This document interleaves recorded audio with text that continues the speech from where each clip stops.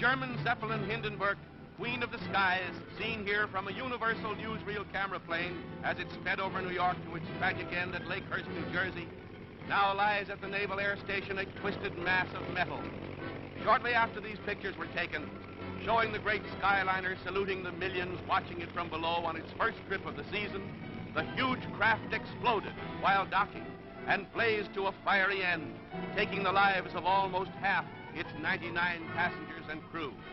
Hours late on its trip from Hamburg because of headwinds, the Zeppelin had to ride out a thunderstorm along the Jersey coast before heading for the air station and nosing its way to the mooring mast.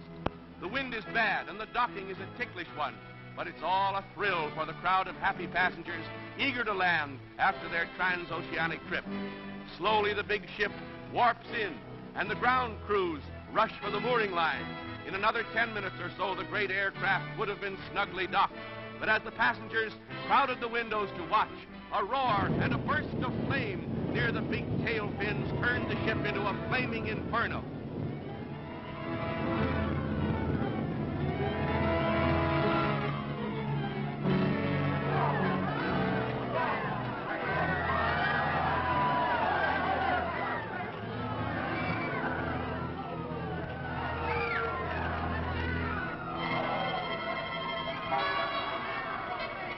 Passengers and crew, the fortunate among them, fell or jumped and were dragged to safety before the fiery furnace took their lives.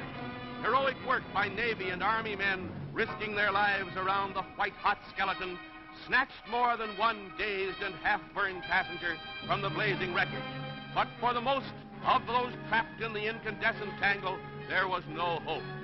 It's the greatest of miracles that anyone came out of the disaster alive.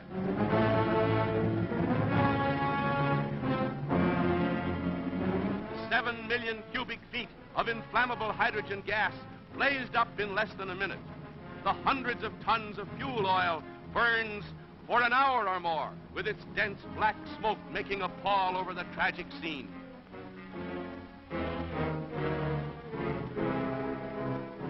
In all the history of air disasters, this is the worst, the most terrible. Hailed as the luxury liner of the air, the Hindenburg's horrible end has shocked the entire world. The pride of the skies reaches its journey's end.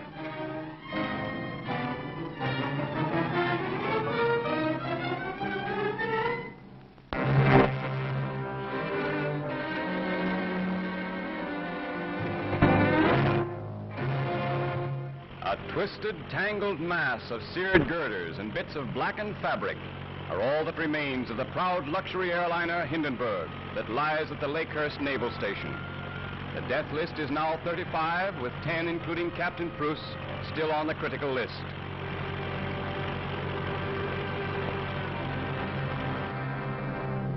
With the next morning's first light, a naval inspection board headed by Captain Haynes inspects the wreckage, as others search the still smoking ruins for a possible clue that might yield a key to the mysterious disaster.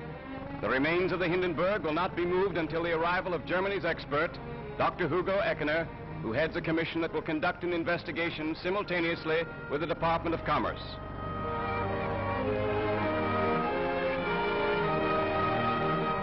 German Ambassador Hans Luther was the first Reich observer to arrive, visiting the injured at the hospital in nearby Lakewood, but refusing to comment on anything connected with the disaster. As soon as is possible, the injured who can be moved are carried to ambulances for transfer to New York, 60 miles away, so as to receive everything that medical science can offer.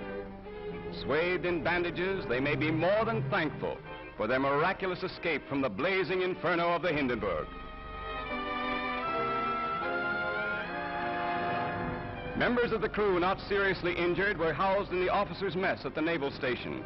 13-year-old Werner Franz, a cabin boy, is the youngest survivor who will appear before the Department of Commerce Investigation Board that calls Commander Rosendahl, head of the naval station, as first witness. But experts believe the exact cause of the greatest of air disasters will never be known. Over the Hindenburg will loom a question mark that can never be forgotten.